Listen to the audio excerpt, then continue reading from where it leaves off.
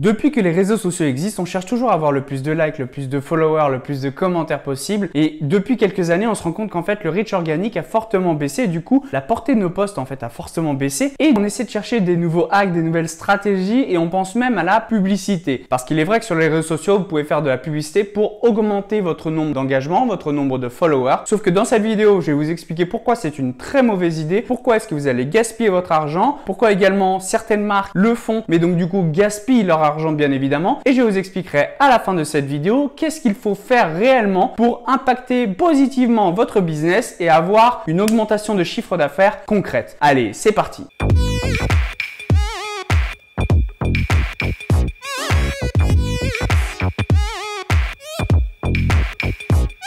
Hello, c'est Romain, je suis hyper content de vous retrouver aujourd'hui pour cette toute nouvelle vidéo. J'étais absent ces derniers mois et je m'en excuse. C'est vrai que le monde du média a été beaucoup impacté par le Covid. Évidemment, je me suis retrouvé à avoir du budget, d'autres leviers médias qui viennent vers le digital. Donc, je me suis retrouvé évidemment avec beaucoup plus de campagnes à gérer. Donc, petit aparté pour les personnes qui ne me connaissent pas, je travaille pour une grande agence média dans laquelle je gère la publicité sur les réseaux sociaux pour des grandes marques. Et c'est vrai que, évidemment, ces derniers temps, les marques ont évidemment concentré leur budget sur le digital. Donc, on reprend aujourd'hui avec une toute nouvelle vidéo et on va reprendre avec un tout nouveau concept également. N'hésitez pas à me dire dans les commentaires si ce concept vous plaît. Je l'ai appelé la Minute Coaching. Pourquoi? Parce que ça va être vraiment un seul conseil sur la publicité Facebook, mais un conseil hyper qualitatif. Et le but, c'est vraiment pas de faire une vidéo très longue, c'est vraiment un petit coaching comme ça qui vous permettra vraiment de retirer le plus de valeur possible et d'apprendre quelque chose afin de pouvoir améliorer vos campagnes et vos stratégies médias. Alors du coup, quelle est cette vérité cachée sur les engagements et les followers que vous allez gagner grâce à la publicité Facebook? Avant de vous donner la réponse, je vais d'abord vous expliquer pourquoi est-ce que le reach organique a fortement baissé ces dernières années. Organique veut dire que c'est gratuit. Ça veut dire que vous faites un post sur votre compte Instagram, votre page Facebook. À l'inverse, payant veut tout simplement dire que vous faites de la publicité. Donc du coup, pourquoi est-ce que le reach organique a fortement baissé? Eh bien, c'est simple. Tout simplement, les plateformes veulent qu'on fasse de la publicité parce que c'est comme ça qu'elles gagnent de l'argent. On prend Facebook, Facebook c'est gratuit. Mais pour pouvoir gagner de l'argent, comment ils font? Ils font de la publicité. Donc des marques payent pour faire de la publicité sur Facebook et Instagram. Toutes les autres plateformes des réseaux sociaux, c'est exactement pareil. Et donc du coup, qu'est-ce qu'ils ont fait? Ils ont baissé la portée des posts organiques pour que vous derrière, vous mettiez à faire de la publicité pour atteindre un plus grand nombre de personnes. La seule plateforme qui pour l'instant n'en est pas là, c'est TikTok. Parce que TikTok, c'est très récent, on l'a vu ces derniers mois, cette application a une croissance fulgurante et donc du coup, la portée organique est encore très élevée, mais dans les prochains mois, prochaines années, évidemment, ça va baisser au profit de la publicité, vous vous en doutez. Instagram, c'était comme ça au début, il y avait une grosse viralité au début et maintenant, c'est pratiquement impossible d'avoir beaucoup de followers, ça va prendre beaucoup de temps et c'est vraiment très compliqué. Du coup, quand on voit que ce reach organique a fortement baissé, les marques se disent quoi? Elles se disent mince, j'arrive plus à augmenter mon nombre d'abonnés, j'arrive plus à avoir autant de likes et de commentaires qu'avant sur mes posts. Qu'est-ce que je vais faire? Je me dis je vais faire de la publicité. Sauf que si vous allez regarder sur les comptes Instagram de ces grandes marques, prenez une marque qui a 2, 3, 10, 20 millions de followers et allez voir le nombre de likes qu'elle a sur ses posts. Vous allez voir que la plupart du temps, c'est très bas. Si vous prenez par exemple une marque qui a 2-3 millions de followers, souvent, ce sont des marques qui ont des posts qui ont moins de 10 000 likes. Pourquoi? Parce qu'évidemment, le reach organique a fortement baissé, comme je le disais, au profit de la publicité. Mais donc du coup, les marques, elles se disent non, moi je veux augmenter mon nombre de followers, mon nombre de likes, parce qu'évidemment, il y a les concurrents en face et que si le concurrent, il a 500 000 abonnés de plus qu'elle, du coup, elles se sentent mal, sauf que en réalité, pour les consommateurs, ça n'a aucun impact. Si vous prenez par exemple Adidas et Nike, Nike a beaucoup plus de followers qu'Adidas, mais ça ne veut pas dire que vous allez plus acheter Nike que Adidas. Vous allez d'abord regarder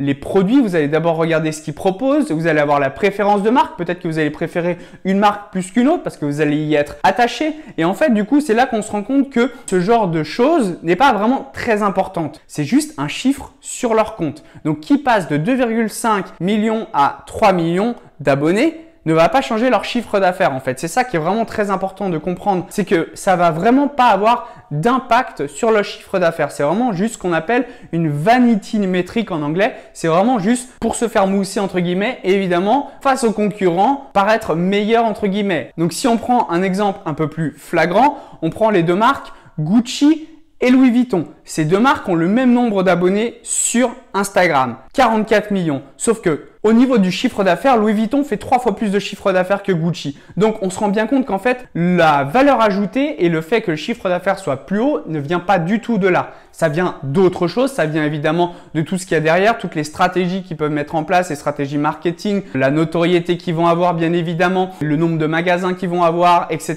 Les collaborations qu'ils vont faire avec des célébrités, des influenceurs, ce genre de choses. Il y a beaucoup de choses qui rentrent en compte qui fait que du coup, une marque va avoir plus de chiffre d'affaires qu'une autre. Mais donc du coup, là, vous voyez bien que avoir un même nombre de followers ne garantit pas avoir le même chiffre d'affaires. C'est logique. Mais donc du coup, ça vous montre qu'en fait, c'est vraiment pas important d'essayer d'aller chercher le plus de followers possible. En fait, le seul truc que ça va vous permettre au début, si vous commencez votre marque, c'est d'avoir une certaine crédibilité. Évidemment, si vous lancez une marque et que vous avez 100 followers, probablement que ça vous donne pas trop de crédibilité, mais c'est évidemment une vanity métrique. Concentrez-vous d'abord sur vendre, ensuite être rentable et ensuite créer une communauté. C'est-à-dire que les gens vont d'abord acheter vos produits. S'ils aiment vos produits, s'ils aiment votre service, ça fonctionne évidemment pour les business services, ils vont ensuite aller vous suivre sur les réseaux sociaux. Et là, du coup, ça va être vraiment des followers et des engagements qui vont être qualifiés. À l'inverse, comme je disais, la publicité, c'est vraiment pas qualifié. Parce que l'algorithme, quand vous allez faire de la publicité visant à augmenter votre nombre de followers et d'engagement, qu'est-ce qu'il va faire? Il va aller toucher des personnes qui sont le plus à même d'engager avec vos posts ou de vous suivre sur Instagram ou sur Facebook. Sauf que ces personnes-là ne sont pas du tout qualifiées. Donc, je vous invite juste à faire le test si vous avez le budget. Essayez d'augmenter votre nombre de followers et d'engagement. Vous allez voir qu'en fait, votre chiffre d'affaires va pas du tout augmenter parce que du coup, votre visibilité n'est pas qualitative. Des followers, des engagements, ça se gagne. J'ai envie de dire même les engagements, c'est vraiment pas très important. Si au début, vous voulez avoir un nombre de followers minimum, je vous conseille fortement de d'abord vous concentrer sur augmenter votre chiffre d'affaires et ensuite après, vous verrez pour le nombre de followers, vous verrez qu'il va augmenter tout seul. Vous pouvez évidemment retargeter ces personnes avec de l'emailing. Donc si par exemple vous avez des personnes qui ont acheté, vous pouvez très bien à la fin de chaque email leur dire de venir vous suivre sur les réseaux sociaux. Donc là, ces personnes qui vont vraiment prendre la peine d'aller s'abonner à votre compte Instagram par exemple, ce seront vraiment des personnes hyper qualifiées et dès que vous allez sortir par exemple, je sais pas, un nouveau produit, eh bien ils vont tout de suite aller voir qu'est-ce que c'est que ce nouveau produit, etc. Parce qu'ils sont déjà clients, ils ont déjà été satisfaits et donc du coup, ils vont forcément rester fidèles. Et c'est ça qui est hyper important au début. N'essayez vraiment pas d'augmenter votre nombre de followers, d'engagement, etc. Concentrez-vous d'abord sur le business, créez une bonne expérience client. Faites que les personnes vous adorent, pas juste vous aiment, elles vous adorent, qu'elles adorent vos produits et que du coup, elles se mettent à acheter à nouveau vos produits dans le futur. Mais du coup, après tout ça, après tout ce dont on vient de parler, qu'est-ce que moi je recommande à la place de faire de la publicité pour augmenter le nombre de followers et d'engagement afin d'avoir plus de visibilité? Qu'est-ce que moi je recommande? Ce que je recommande, c'est d'utiliser l'objectif de couverture et de notoriété en allant travailler la répétition. La répétition, ça va être tout simplement en fait le fait d'aller toucher plusieurs fois les personnes avec une même publicité ou une même campagne. Et donc du coup, qu'est-ce que ça va vous permettre? Ça va vous permettre de travailler la mémorisation publicitaire.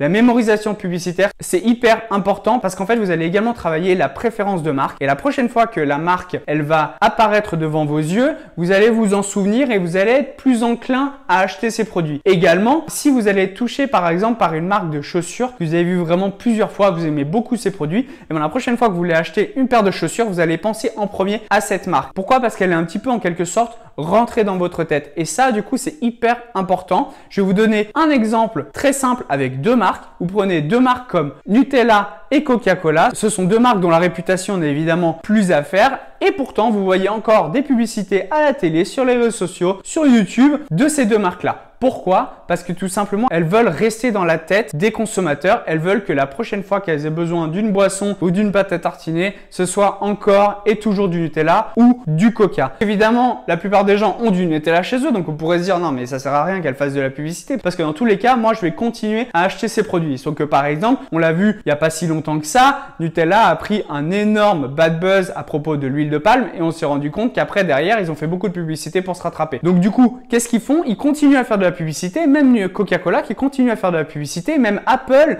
qui continue à faire de la publicité. Et donc du coup, on se dit mais c'est vraiment pas possible, c'est vraiment pas utile. Mais en fait, si, c'est encore une fois pour travailler la mémorisation publicitaire et la préférence de marque.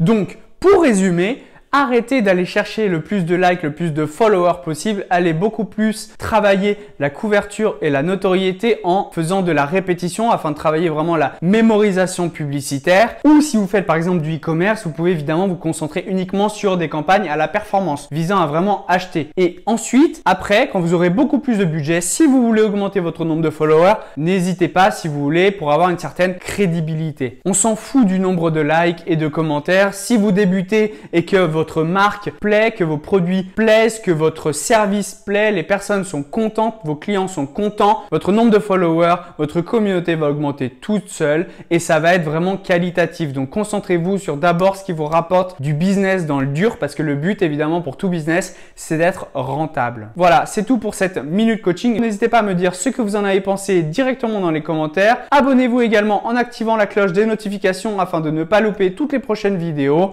C'était Romain. Allez, ciao!